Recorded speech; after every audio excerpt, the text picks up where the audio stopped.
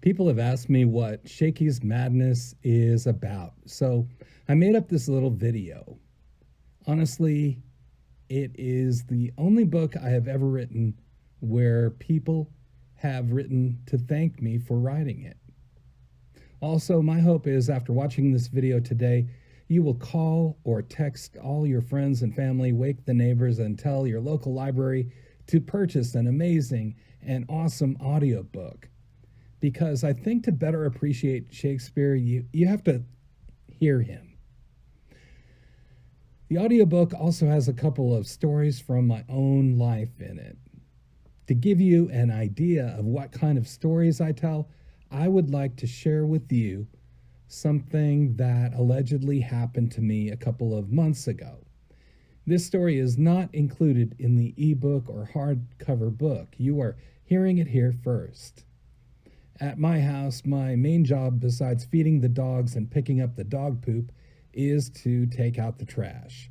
Come Friday, I also have to wheel 3 trash bins out to the street and then wheel them back after they've been emptied.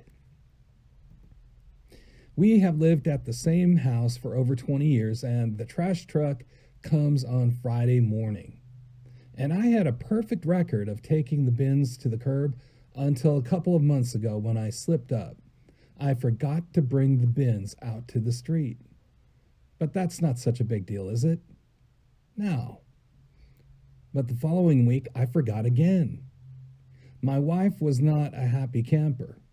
She gave me a hard look that almost seemed to say, "What the heck is wrong with you?" But what really erupted from her mouth went more like this: "Robert, this cannot happen again. Next week, you had better bring those bins out to the street by Thursday evening, or you will really be in trouble." Then she stomped off. Fast forward to the following Thursday evening, and there I was, wheeling the trash bins to the street, when I caught sight of my next-door neighbor. He was doing the same thing. He laughed as he looked at me and said, "Dang, dude, you sure have a lot of trash." I agreed. "Yep, but what about you?" He said, "Nah. See, we've been on vacation for the past 2 weeks, so we have nothing."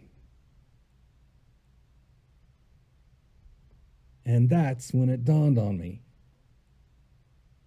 Noticing his trash cans parked out on the curb had probably reminded me to bring out our trash cans. And when it comes to the authorship of William Shakespeare, most of us owe a similar kind of blind allegiance.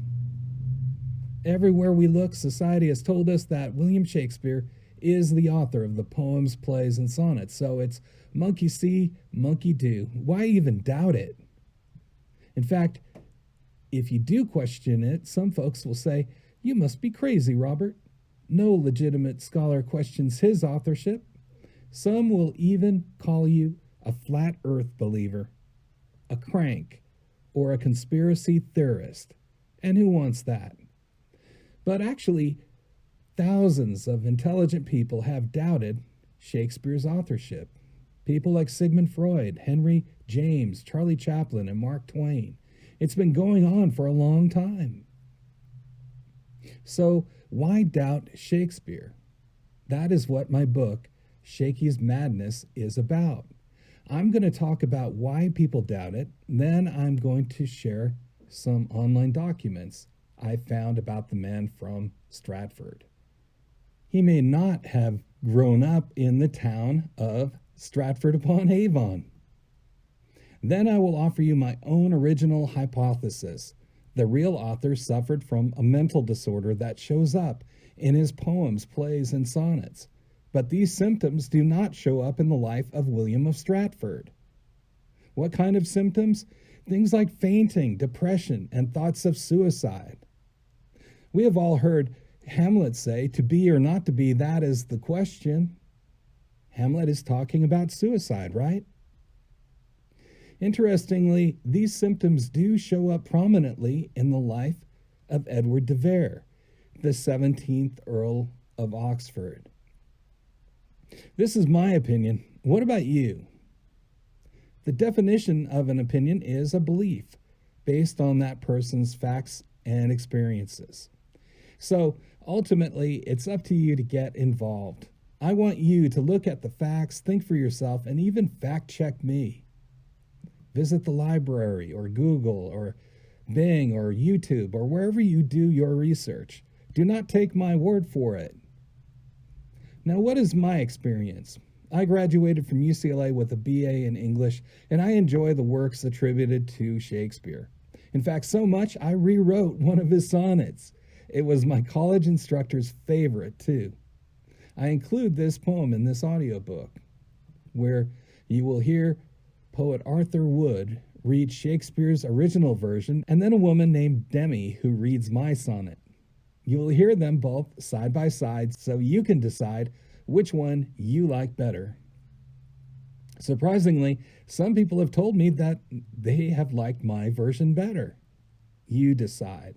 To be honest, for about 35 years, I did not think that much about Shakespeare because I attended graduate school at the University of Hard Knocks.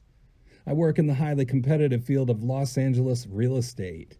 So I have done it all: listing homes, flipping homes, staging homes, selling homes, vacant land, you name it. Everything from mobile homes to million-dollar mansions.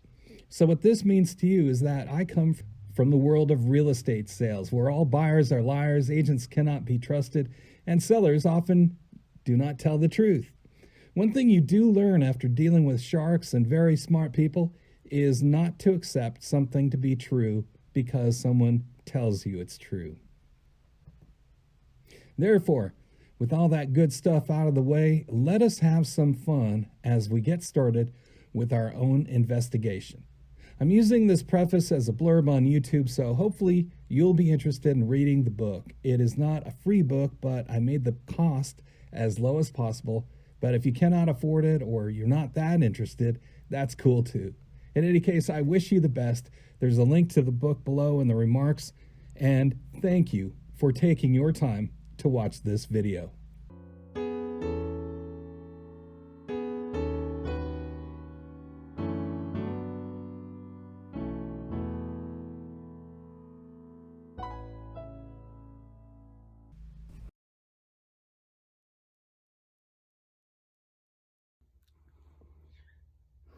Hi guys, my name is Robert Boog, and we're talking about my new book. It's called Shakeys Madness.